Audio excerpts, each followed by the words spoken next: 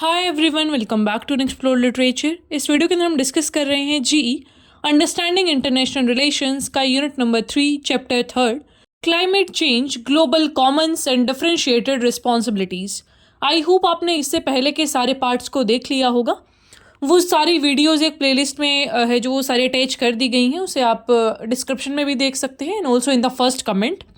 And if you haven't subscribe the channel तो please पहले channel को भी सब्सक्राइब कर लीजिए और लास्ट में अपना फीडबैक देना ना भूलें।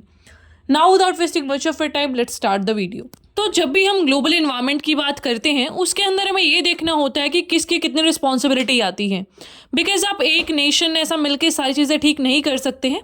We all have to work as a global common hair.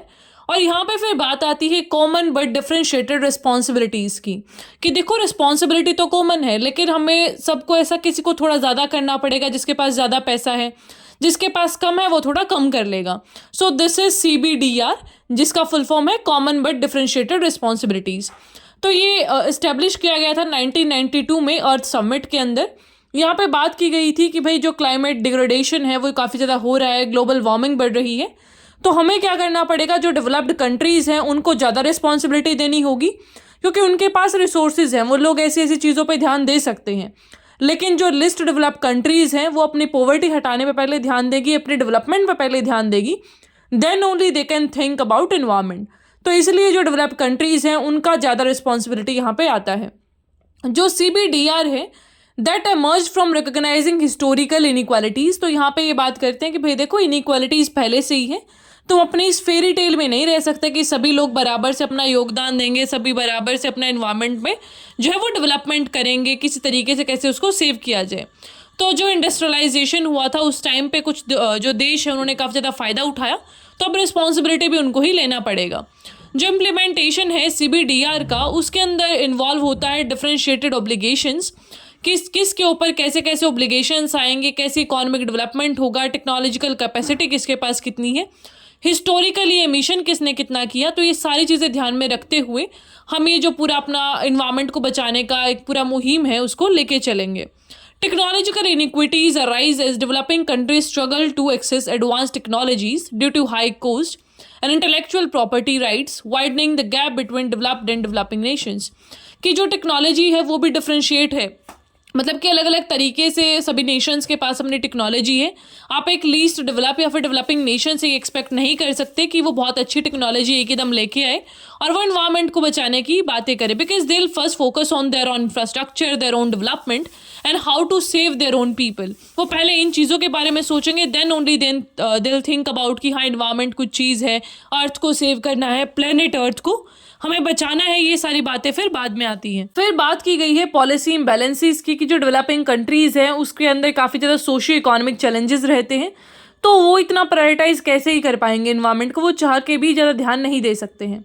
Global power dynamics हैं जो वो भी अफेक्ट करते हैं CBDR को, कि उसके नेगोशिएशन कैसे हो, इम्प्लीमेंटेशन कैसे हो। देखो कोई कितना भी अमीर है, पैसे कोई भी देना नहीं चाहता है, कोई भी देश ये नहीं चाहता कि हम ज़्यादा जो है पैसे उसमें दें इन्वायरमेंट कंजर्वेशन में।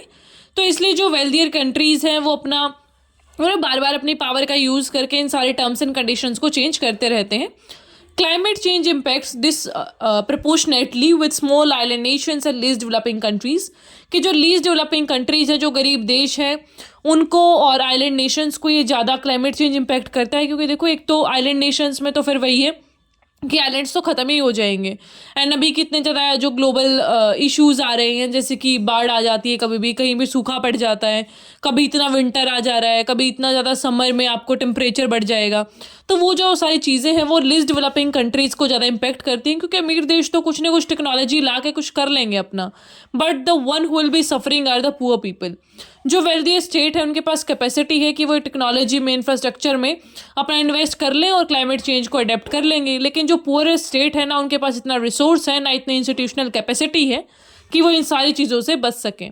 जो की इंटरनेशनल एग्रीमेंट है वो है क्योटो प्रोटोकॉल और पेरिस एग्रीमेंट, जिनका एक टारगेट है कि भाई इतना हमें इस लेवल तक ग्रीन हाउस गैस का जो एमिशन है उसको घटाना है।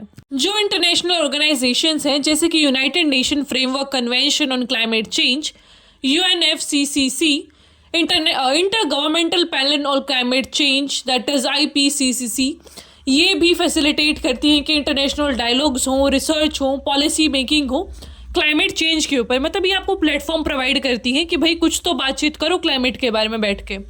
जो पॉलिटिकल और इकोनॉमिक बैरियर्स हैं जैसे कि नेशनल इंटरेस्ट हो गया, एनर्जी सिक्योरिटी, ये सारी चीज़ें थोड़ी कॉम्प्लिकेट कर देती हैं हमारे जो भी प्लेनेट को सेव करने का एक मिशन है उसमें।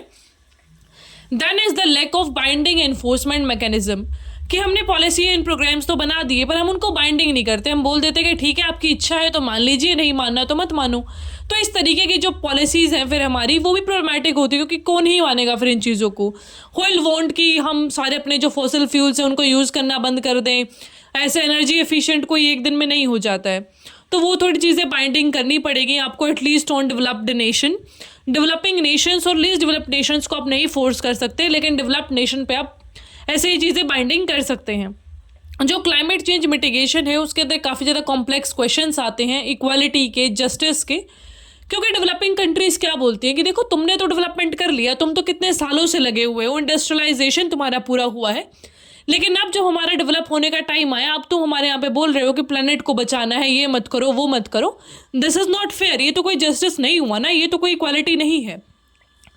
ये जो कॉन्सेप्ट है वो हाईलाइट करता है मोरल रिस्पॉन्सिबिलिटी ऑफ इंडिविजुअल्स को एंड स्टेट की रिस्पॉन्सिबिलिटी को कि वो प्रोटेक्ट करें इन्वायरमेंट को, फेयर ट्रीटमेंट हो सबके लिए। And also I am really sorry, मेरी जो आवाज़ है वो बहुत ही अजीब आ रही है because I am having a cold and cough, so please bear with me and I hope थोड़ी तो क्लैरिटी होगी। ट्राई एडजस्टिंग द स्पीड, थोड़ा सा उससे शायद क्लैरिटी बढ़ जाए। Now the next thing is EMT, environment management team. तो वो भी बोलती है कि जो इकोनॉमिक डेवलपमेंट है, इन्वायरमेंट प्रोटेक्शन है, उसको हम म्यूचुअली लेके चल सकते हैं। आपको टेक्नोलॉजी बढ़ाना होगा, सस्टेनेबल प्रैक्टिसेस को आपको एडवोकेट करना होगा, ग्रीन टेक्नोलॉजी की बातें करनी पड़ेंगी, तभी हमारा जो सस्टेनेबल ग्रोथ है वो आ सकता है आगे। तो सस्टेनेबल ग्रोथ क्या होता है कि आप इस तरीके से सारे जो चीज़ें हैं, सारे जो रिसोर्सेज हैं उनको यूज़ करो कि तुम्हारी भी ज़रूरतें पूरी हो जाए और आने वाली जो भी हमारी जनरेशन्स हैं उनका भी थोड़ा सा भला हो जाए, उनके लिए भी आप थोड़ा सा छोड़ के जाओ। सो ये होता है sustainable growth. Then is the core of EMT is the belief in technological transformative power, कि भाई टेक्नोलॉजी लेके आनी पड़ेगी। जब तक आपके पास टेक्नोलॉजी नहीं होगी तब तक आप कुछ नहीं कर सकते हैं। क्योंकि देखो सोलर लाइट का पहले कहाँ यूज़ होता था, लेकिन अभी हमने सोलर पैनल्स बनाए, विंड एनर्जी को हम यूज़ करते हैं, जो हाइड्रो इलेक्ट्रिसिटी हम बनाते हैं। ये सारी चीज़ें कहाँ से आई? जब हमने टेक्नोलॉजी को ज़्यादा रिसर्च एंड डेवलपमेंट में पैसा लगाया, टेक्नोलॉजी निकल के आई, उसका हमने यूज़ किया, तब ये सारी चीज़ें हम यूज़ कर पा रहे हैं। जो EMT है वो ये भी बोलता है कि जो रोल है मार्केट का यहाँ पे काफ़ी इंपॉर्टेंट हो जाता है इन सारी चीज़ों को रेगुलेट करने में एंड सारे जो इन्वायरमेंट इंप्रूवमेंट्स के मेथड्स हैं उनको आगे लाने में। यहाँ पे एडवांस टेक्नोलॉजीज़ हैं जो उनको हम एक्सेसिबल बनाए ताकि सारे नेशंस के पास वो पहुँचे। ऐसा ना हो कि यहाँ पे टेक्नोलॉजी में भी गैप हो रहा है कि जो डेवलप्ड नेशन है वो तो बड़ी बड़ी मशीनें बना के खड़ी कर दे रहे हैं, लेकिन जो लीस्ट डेवलप कंट्रीज़ और डेवलपिंग कंट्रीज़ हैं उनके पास कोई भी ऐसा टेक्नोलॉजी नहीं आ पा रहा। जो इम्प्लीमेंटिंग है ये इकोलॉजिकल मॉडर्नाइजेशन पॉलिसी, इसमें यू रिक्वायर सिग्निफिकेंट इन्वेस्टमेंट। तो वेल्दी नेशंस को यहाँ पे थोड़ा सा योगदान अपना देना पड़ेगा, उनको आगे आना पड़ेगा, तभी हम सारे जो पॉलिसीज़ एंड प्रोग्राम्स हैं उनको इम्प्लीमेंट कर सकते हैं। फिर जो हमारा ग्लोबल गवर्नेंस स्ट्रक्चर है वो भी डोमिनेट किया जाता है डेवलप्ड नेशन के द्वारा एंड इसकी वजह से जो नीड्स हैं डेवलपिंग कंट्रीज़ की उनको मार्जिनलाइज कर दिया जाता है। मार्जिनलाइज का मतलब होता है to exclude from the main stream, मतलब कि जो मेन हमारा एक चैनलाइज चीज़ें हैं उनमें उनको इंक्लूड ना करना, उनको इग्नोर कर देना। This power imbalance can lead to international environment policies that favour the wealthy. अब पॉलिसीज़ ये बनाते हैं, पैसे ये देते हैं जो डेवलप कंट्रीज है, तो इनके ही फ़ायदे में चली जाती हैं वो सारी चीज़ें भी। इससे और ज़्यादा फिर ग्लोबल जो इनइक्वालिटीज़ हैं वो आएंगी। इसलिए ये बहुत ज़रूरी है कि हम अभी से इन सारे जो गवर्नेंस चल रहा है ग्लोबल लेवल पे उसको रेगुलेट करें। जो पावर डायनामिक्स है उनको भी ओवरलुक नहीं करना चाहिए। इससे फिर क्या होगा, वो इंक्लूसिवनेस नहीं रहेगी, इंक्लूसिविटी नहीं रहेगी और इक्विटेबल पॉलिसीज हैं वो नहीं बन पाएंगी। ये जो थियरी है that seek to balance economic growth with environment sustainability, कि इकोनॉमिक ग्रोथ के साथ साथ इन्वायरमेंट का सस्टेनेबिलिटी होना भी बहुत ज़रूरी है। और जो सस्टेनेबल डेवलपमेंट का थ्योरी है उसमें आप अंडरस्कोर करते हैं the need for policies that simultaneously address environment, economic and social challenges aiming for holistic and equitable development. यहाँ पे हम बात करते हैं कि हमारा जो इकोनॉमिक डेवलपमेंट है वो भी हो, साथ में हमारे इन्वायरमेंट का भी प्रोटेक्शन हो जाए। So that's it about this unit. I hope आपको समझ आया होगा. फिर भी कोई क्वेश्चन क्वेरी जो भी बचता है उससे आप पूछ सकते हैं. I answer that in the comment box and अपना फीडबैक देना ना भूलें. It takes a lot of time to make this PPTs, record this videos. बहुत ज़्यादा टाइम लगता है. तो प्लीज़ 1 मिनट अपना निकाल के फीडबैक ज़रूर दे के जाओ. And don't forget to like this video and share it with your friends. I will meet the next video. Till then take care, stay happy, stay healthy.